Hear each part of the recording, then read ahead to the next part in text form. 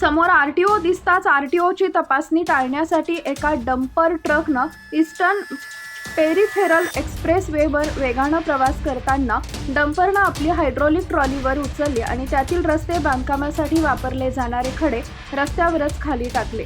यामुळे एक्सप्रेसवेचा सुमारे 100 मीटरचा भाग खड्ड्यांनी व्यापला गेला, ज्यामुळे वाहतूक 2 तास विस्कळीत झाली आणि वाहनांच्या लांबच लांब रांगा लागल्या।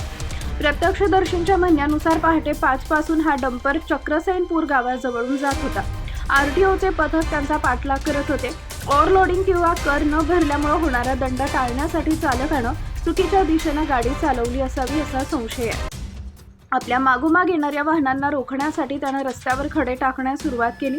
व्हायरल झालेल्या या व्हिडिओमध्ये चालक वेगानं डंपर चालवत असतानाच खडी खाली टाकत असल्याचं स्पष्टपणे दिसत आहे। संभाव्य अपघातांची त्याला काहीच पर्वा नसल्याचं त्यावरून जाणवते। ग्रेटर नोएडाचे डीसीपी रविशंकर निम स्वतः या तपासावर लक्ष ठेवून आहेत। पोलीस अधिकाऱ्यांनी सांगितले की डंपरनं पलवल हरियाणाकडून दादरी सिकंदराबादकडे जाणाऱ्या ईपीईच्या पट्ट्यावर हे खडे टाकले होते। दादरी पोलिसांनी अज्ञात डंपर चालकाविरोधात गुन्हा दाखल केला असून तपास सुरू केला आहे।